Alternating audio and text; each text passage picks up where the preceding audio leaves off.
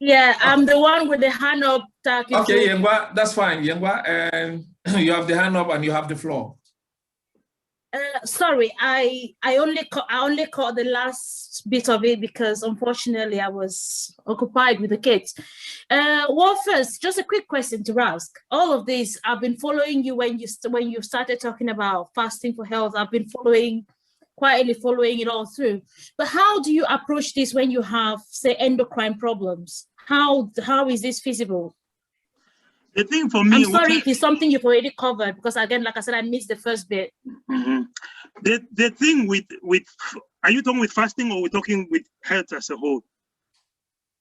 No, with fasting, because okay. The thing with fasting is the way I say it is more of my approach is that if you have a medical condition, it is very necessary that you talk with your consultant, or you talk with your GP or whoever is dealing with a condition.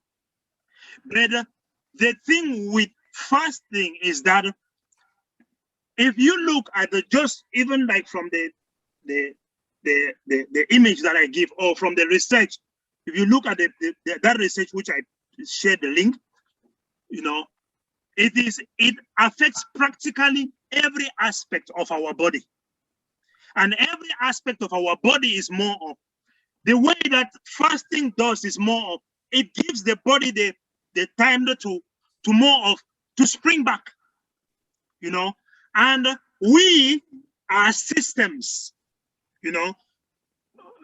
One of the things which I said earlier when I mentioned the elephant was more of we have tend to be looking at the endocrine system as the endocrine system.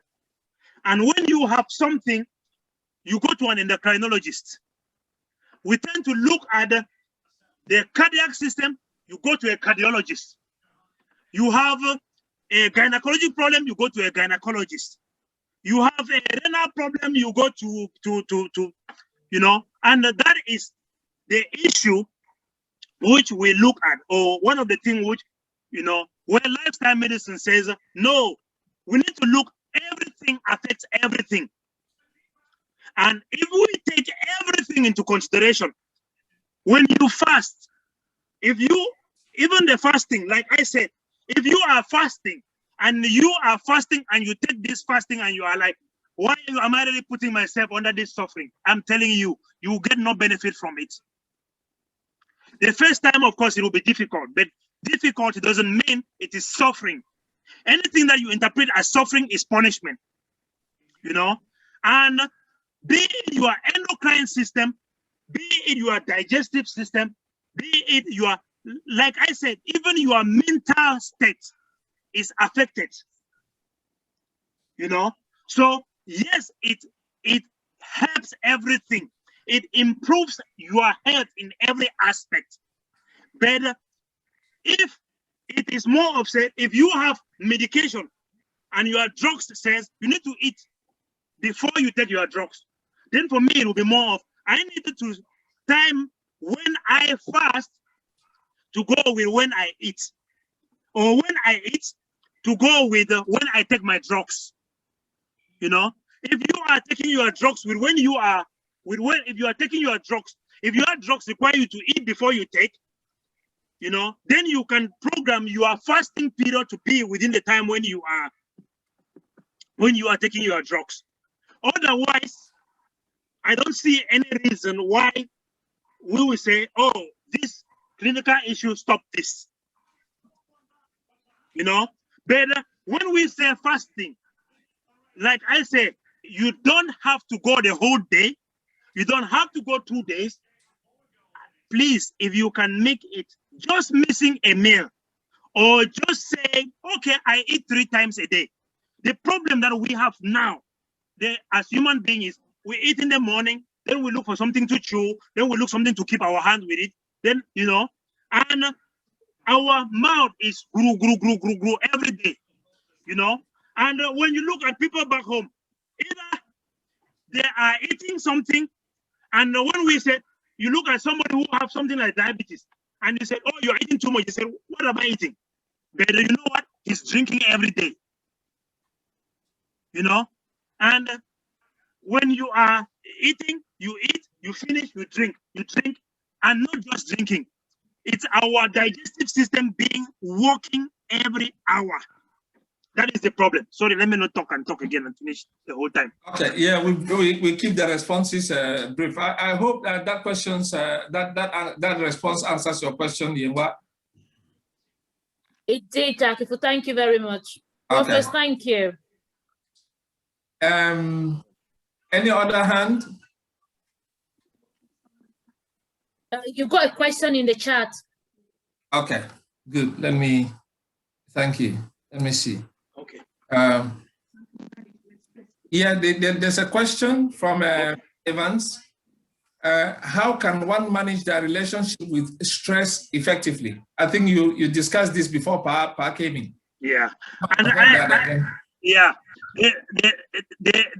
for the thing with relationship or with stress is more like, you know, I said if you can have a good relationship with yourself, you know, and the relationship with yourself is your perception of everything, you know, it is because, like I say, it's not what somebody tells you, it's the interpretation that you give yourself, it's the meaning that you give to it.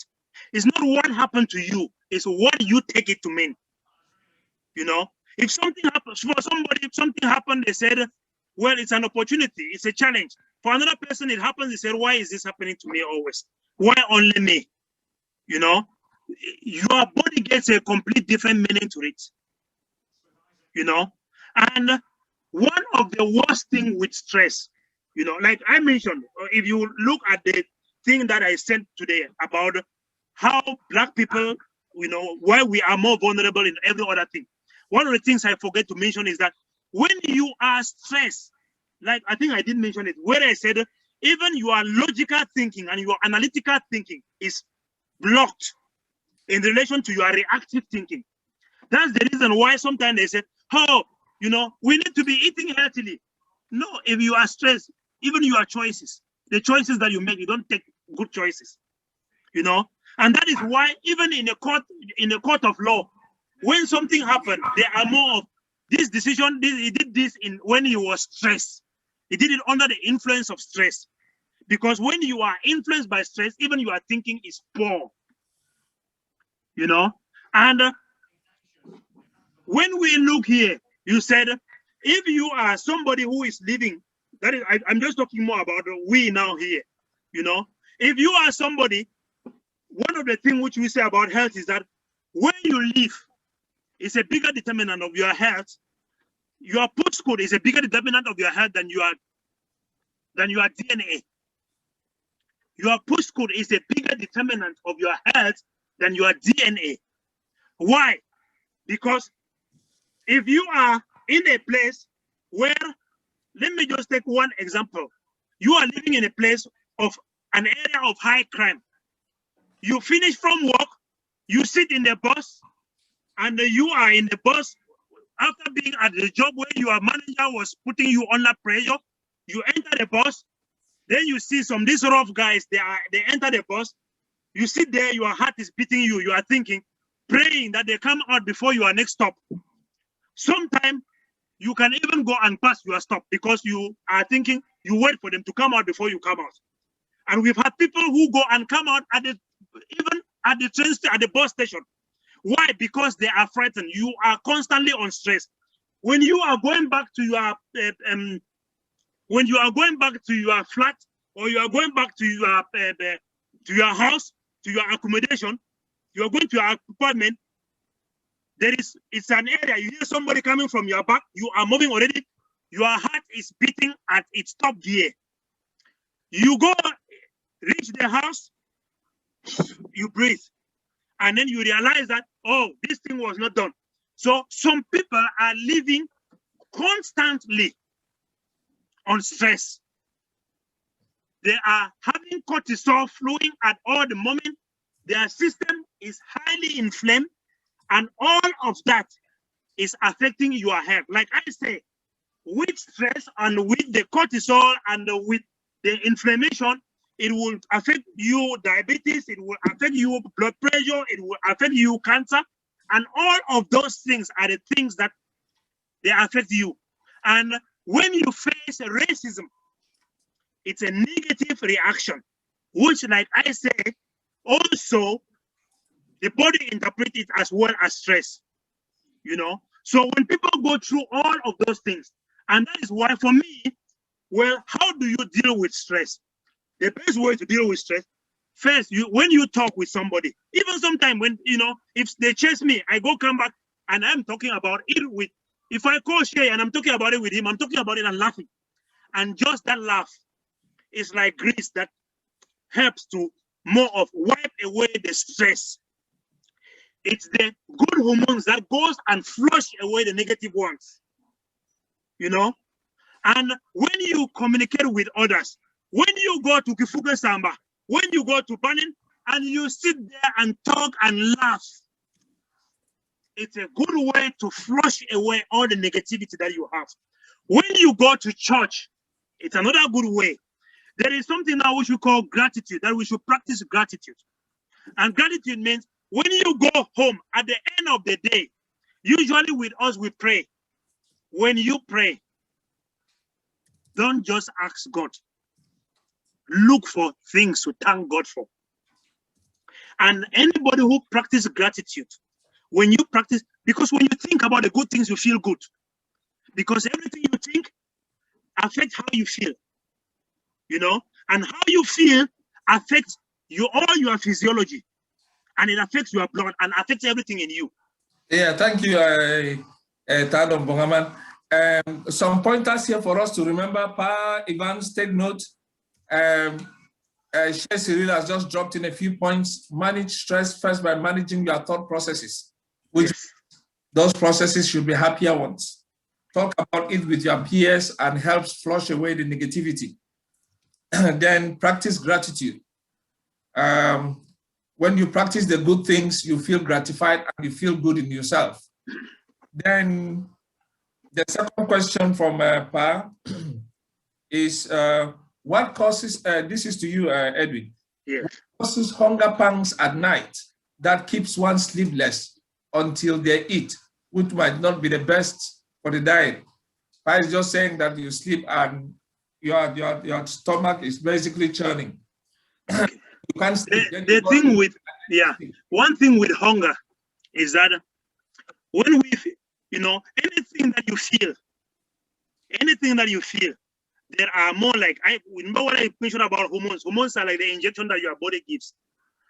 Your body will produce chemicals that make you feel like I am hungry. All right. And the hormone that makes you hungry is called ghrelin. And the thing is, we think that we are hungry. And you're breaking up. You're breaking up a bit, please. You're breaking up. Just yeah. Okay. You're breaking up a bit. If you can just. Can you hear me now? Yeah. Okay. Anything that you think, any feeling that you have, any emotion that you have, it comes as a result of the hormones that your body produces, of chemicals that your body produces to make you feel that way. You know? And the hormones that make you feel hungry, they are called ghrelins. And the thing is, sometimes we think that we are hungry, but it is just our thoughts that make our mouth to produce the saliva that makes us feel like we are. Because in the night and in the morning, ghrelins, the hunger hormones, are at their lowest. You know, God did not make you that when you are lying in your bed, you should be eating. God made you in a way that when you wake up, normally we look at the time when we were made for, you know, the hunter and gatherer. You wake up in the morning, hunger should be at its lowest. It is the commercial people now, people who sell breakfast, people who produce food, who have said breakfast is the most important meal of the day. It is not. It's the least important. In the night, if evening pass, when you have not eaten, when your time to eat reach, if you don't eat, you feel hungry around that period. And when you go to bed, if you don't wake up, you are not even going to think food. And your body will adjust and you are not going to be hungry. If you look like people who do the fasting, like Aneta that I mentioned, or like me when I did the fasting, for me, it was just reading more about how it works. I understand it and then I know what to expect. And it was more of, first, I reduced to be eating only one time a day. And first I stopped breakfast, then I stopped lunch, then I was eating only in the evening. When you first miss breakfast, you feel hungry. By lunchtime, you even forget that you did not have breakfast.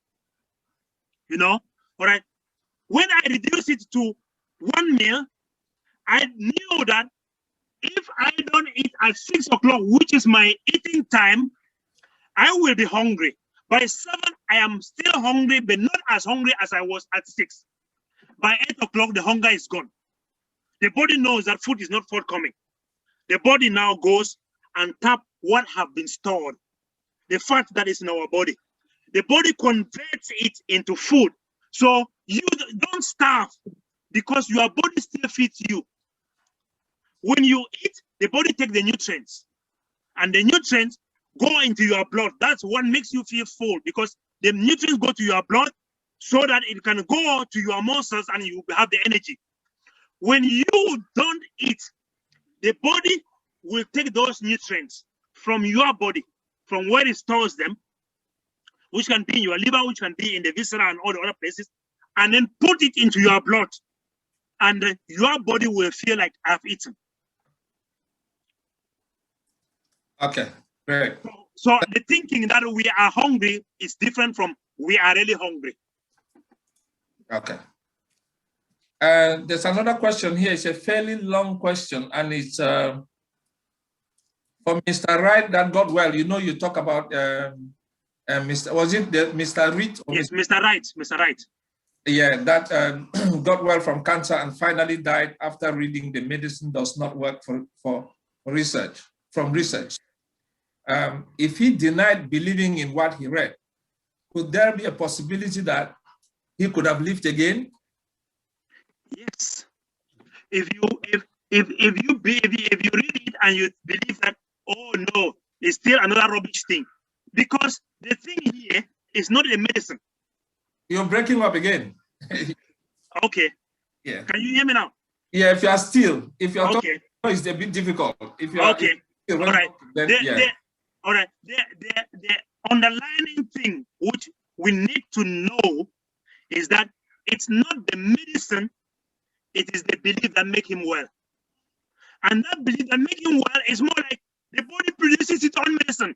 When we talk about all this, be it, you know, oxytocin, be it the opiates, be it the histamine, be it when you are depressed, the injection that they give you is the feel-good hormones. They are the good ones that I mentioned.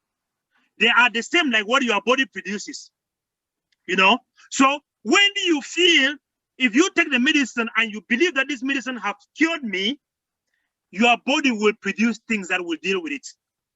It is not, if he had believed, even if he had read that and said, oh, this is another lie from these medical people, like they did in the other one. If he had taken it that way, it will work. It's like back home. If you go to country medicine, you go to any of these people and you say, what they are doing is shubu. They will tell you they will not even want you to even take that thing. But if you go there and believe, it will work. And one thing which we need to know is that just like you have the placebo that makes you take it and you believe it and it makes you well, you also have the nocebo. And the nocebo works the opposite way, which is more of, if you take something that is not poisonous and you believe that it's poison, it will kill you. Wow. If you take something that doesn't make people sick and they say, oh, that pear was sold in Asda have made people sick, and you didn't know that it was the pear was making people sick, and you hear it and you ate the one from Tesco, you start feeling it, you will be sick because you believe it. And now they are saying that The placebo even works sometimes just because somebody see the doctor. We used to say we have parents who, when they go to Shisong, they see Dr. Sunjo, they get well. That is the placebo. That is the medical personnel being the placebo. You know, and in the same way, there are also medical personnel where some patients go, they see the doctor, they said, "Oh, is that doctor again? We're Pune." And I'm telling you, no matter what that doctor will give them, they go. And some doctors, they give the diagnosis, they said, "This is your cancer, you are not going to live in the next 1 week." And just that, the patient take it and it is a death sentence because the patient believes the doctor. You know, so there is the placebo effect that make you well, and there is the nocebo effect that make you sick and die. Okay, lovely. Maureen, your hand was up. Is the hand still up? Unmute yourself, please. Yeah. Sorry. What it is I wanted to, it was, sorry, I'm echoing. Because you are out here. Can you mute and then I'll. Okay, let me move. Sorry, I was just wanted to ask a question about when Eddie was talking about stress. And he said that the stress can make you, no, the question was, how do you manage your relationship with stress? I heard your answer, but I'm thinking, are you saying that if you are stressed, you have to find something that you like doing to take your mind off stress? Is that what you're saying? Okay. Sometimes it's not really something doing. Something doing is an aspect, but there is also more of sometimes prayers. If you pray, it's more like you still communicate with God. All right. For others, they said practice meditation, which is stillness. You know, sometimes it is just being in silence. It's another recommendation. You know, and being with people is another way. And sometimes one of the things, I remember reading one of the research where they said, when you have somebody where it was done with this Professor Zapolsky, if you look at it, you will see one of those is research. And he says, when they take, like, said, like with rats, if there is a rat, he put under stress. If that rat have something like wood, when they put it under stress, he goes and he can bite that wood. Their level of stress is different or is lower than the rat, which take the stress, just go and sit. All right. If you are stressed and you said, when I am stressed, I will go and I will box, do a punch back, you will remove your stress. Sometimes it is, where do I release the stress? The other thing is, example which you gave is, if you are somebody who is stressed and you have somebody whom when you feel stressed, you can come, get a hug from the person, and then sit down and talk about it with the person. That is stress relief. You know, not if you go to work and it is bad at work and you come back and you come and you enter another stress at home, then sorry you. Or you come back and you are sitting and thinking about it, it's sorry you. If you come back and you look for somebody and you share it with a person, it is excellent. You know, but it is how you can deal with it by relaxing yourself. What we say relaxing, and relaxing, you can do it with music, you can do it through stillness, you can do it through prayers, you can do it through meditation, you can do it through exercise, you know, not strenuous exercises, but exercise. You can go for a walk, you know, and when you are walking and having an interaction with the environment, like I said, it relaxes. But the problem with a human being is when I am annoyed or when I am stressed, I sit down and I think about it. I live in the past, and then I even foresee it in the future. And that is our problem as humans. Other animals don't do that. They have it, they deal with it now. Emmanuel, your hand is up. Unmute yourself, please. Thank you very much, Takifu, and Edwin, thank you very much. I just wanted to comment just briefly on the stress element, which is mentioned, and how we're dealing with. And I know you've you've indicated quite different ways or techniques that we can use to sort of either say distress ourselves or to deal with that stress as such. I suppose I just wanted to chip in around the element of you know, the stress itself. First of all, I think is also identifying what is it that is making you stress, because sometimes we try to actually deal with the problem when we don't know what the problem is.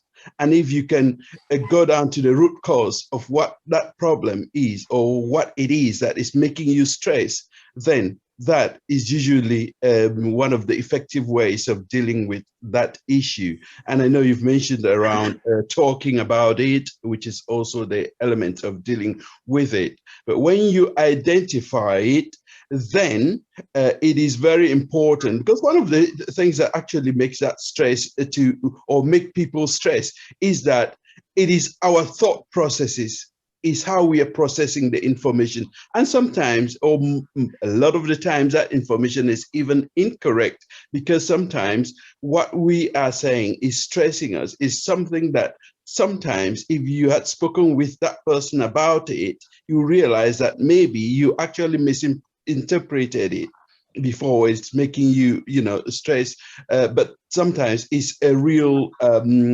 thing. For instance, could be a bereavement, it could be something else, but actually then that's where those elements that you've mentioned in terms of, you know, going for a walk, those are distraction techniques that would then make you actually deal with that, and it buys you sort of you know, time to then have a rational sort of thought process. Because when you actually stress, your thought process, as you rightly say, are never you know, they're not you know, you don't think coherently. Yeah, I don't think. Therefore, you know, you need to come to a point where you are relaxed before your thought processes can come back to normal, and you then process that information to be able to then come up with a solution. And always, you know, once you have some sort of a solution, it may not be that it is the actual answer to that problem, but some sort of a solution that works for you, then that is you dealing with that stress. But it's important to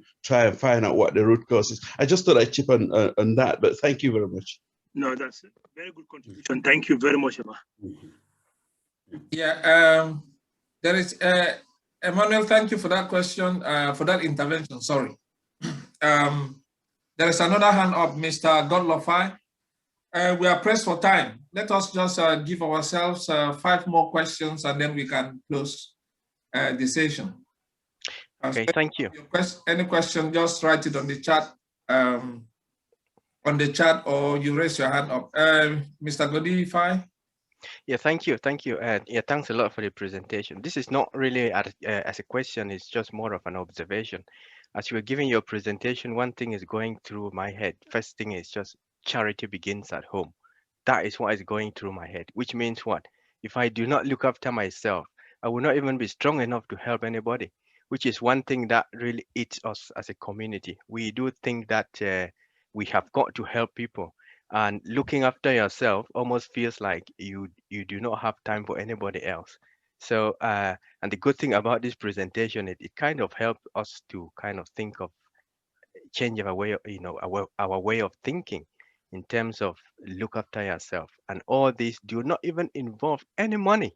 It's just about thinking, you know, relaxing. It's something that you don't need, you know, a doctor to prescribe to you. You don't need to go and buy anything, you know, in relation to that. And coincidentally, if you do not look after yourself, you probably will not be healthy enough to look after somebody else. That is just what is, you know, going on in my head as I'm listening to this presentation. Thank you. Yeah, thank you, Godi. Any other question? Okay. Let me see.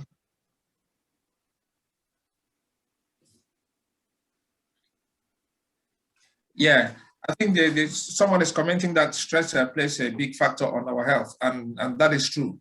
I can see, just for reminders, if you go to the chat after this, if you go to the chat, I don't know whether the God love, you're going to you're going to download the audio recording for people who are not here, so that they can follow up. But the chat area has a lot of good pointers.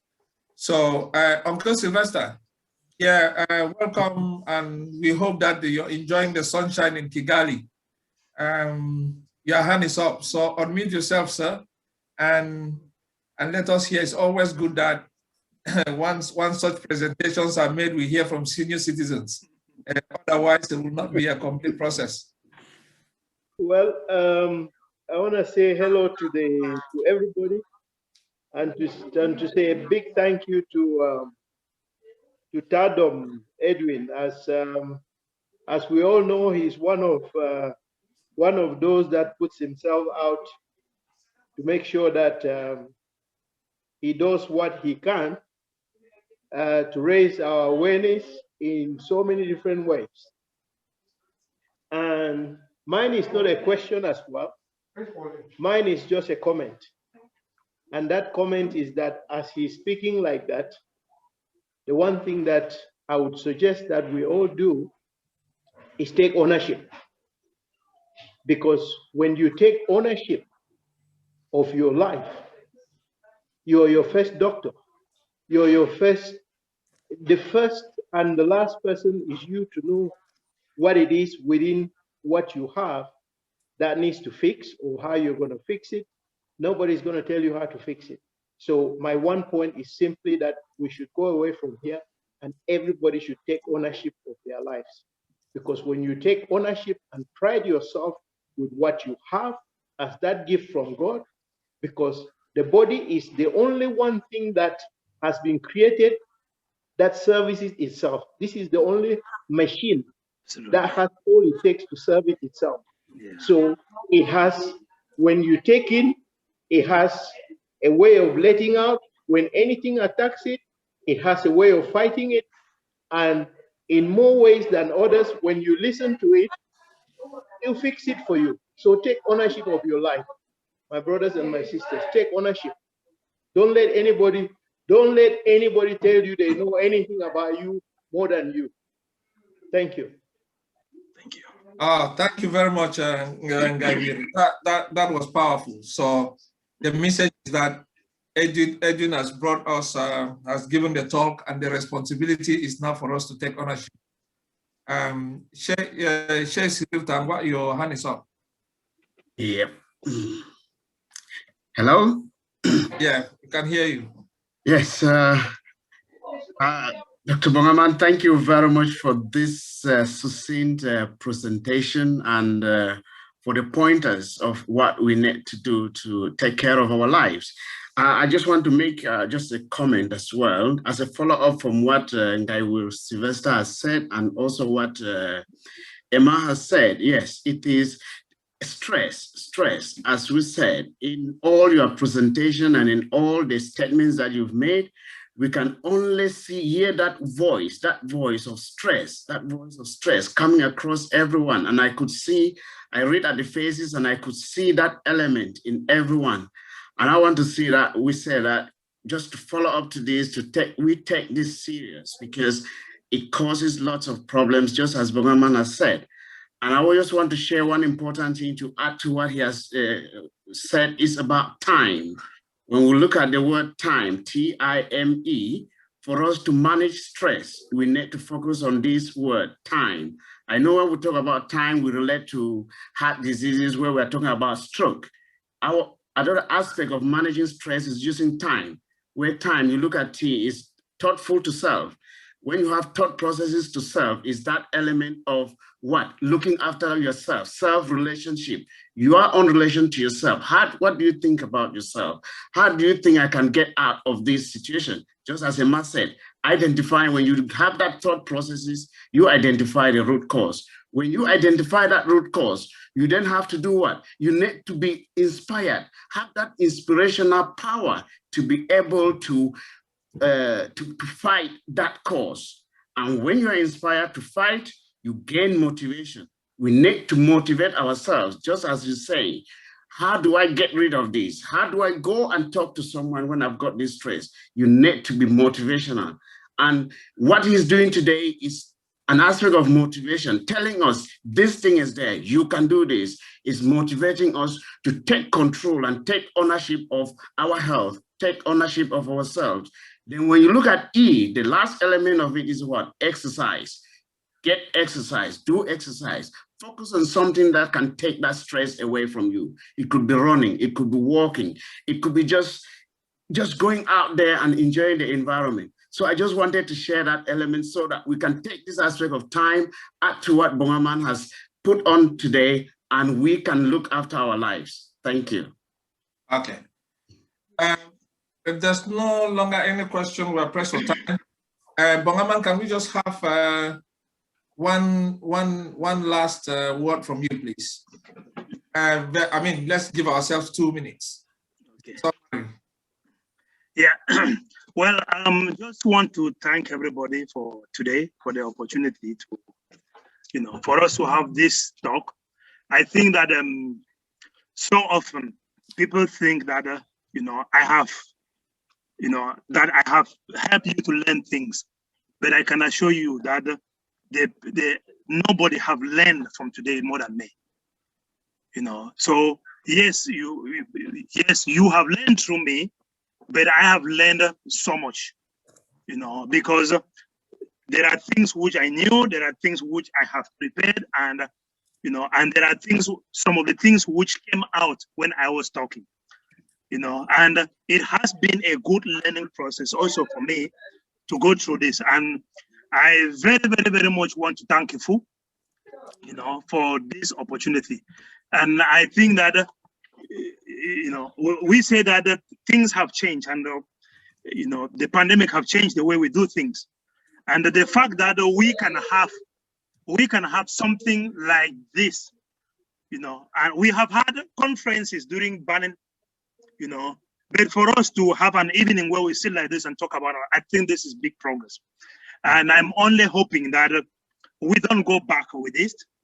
I think I'm looking forward to we going more, to more people chipping in and doing. Let us get things something productive from ourselves.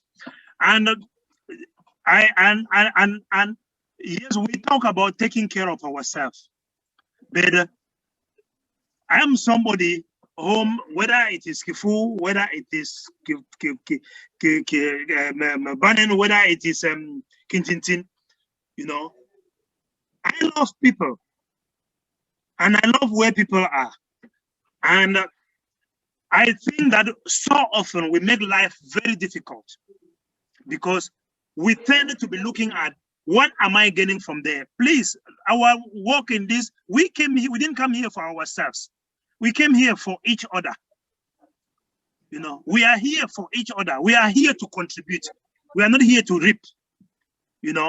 Please try and make time for yourself. And with that note, I am saying that Kintintin always organize an annual getaway. And the good thing with that getaway is always that when we go, if you come there, nobody can come there and say it was boring. We will say you were boring. We don't go there with an agenda. And it is one of the best relaxing atmosphere that we usually have. I don't want to invite people on behalf of Kintintin because I'm not tagging Tintin. But I am saying the registration is going on now. If you can contact Kintintin, I think there are some 2 caravans that are left, and yeah, there are 2 caravans. It's not expensive, for a whole weekend that you can spend just laughing, just playing, just relaxing, just eating, eating, you can fast before you come for that eating. and make sure that you are that evening you don't come and say, oh, I am fasting or I am doing this. No, you come there, you will eat and you will drink, and there is no. So please, the rest of Bannon, I'm telling you, please try and see whether you can squeeze in. You know, Okay. you are not going to have it boring. If you are boring, you will come there and enjoy your boring, because we don't invite entertainers. We go there. If you go there, you are happy. Everything will be happy. If you go there and you are bored, everything will be bored for you. Please, thank you very much. Please let us try and be together. Tadom, thank you very much as well, and thank you for your time. I want to reassure everybody that this is one in a series. We are working on getting a financial advisor, an expert, to come in for and give us the talk, the financial talk, the next month. And that will be around things like how do you improve your credit ratings? How do you get a good mortgage? When your mortgage and make it cheaper for you? What loans are available for people? How do you navigate through the financial system? How can you make advantage? How can you take advantage of the law to maximize your finances? How do you practice financial discipline? What are the things to do? So, in this case, we'll be having an expert. Discussions are very, very preliminary, but they are very. We are very hopeful and very optimistic, and we know that this is people volunteering in their private time to talk to us, like Edwin did today. So we want to make this in Kifuke Samba and the wider community, and I want to thank the Banning and the executive for having actually accepted our proposal that this health talk, the invitation to the health talk should be extended to the entire community. So once we have this, we'll be coming back to you, and then we'll be telling you that the professional coming to talk to us about the financial landscape, because with all what that is going on back at home, home is here and home has always been here because this is where we are and this is where most of our children are born. So effectively, you have to understand the system. And who knows, once we have the financial presentation, then we will move to other things as well. So thanks everyone for attending. Thank you to Kifu members, because today was your Kifu day. You've sacrificed about 3 hours of your time. And I think this is more important than any other thing. Uncle William from Athens, my special respects and respects of the entire community. Uncle Sylvester, thank you so much.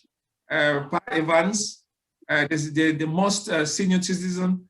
It's always good that where children gather, there should be an elder that can call them to order if they are going astray. Unfortunately, no one has gone astray, so that cuts out your work. Thank you all the people that are still here and had the patience. And we also extend our thanks to those who joined at the beginning and because of other engagements, they had to leave. And we also thank those who came late because they were somewhere attending to other engagements. Tamba Banin, thank you for opening this session for us, and I will call on you to close this session officially, please.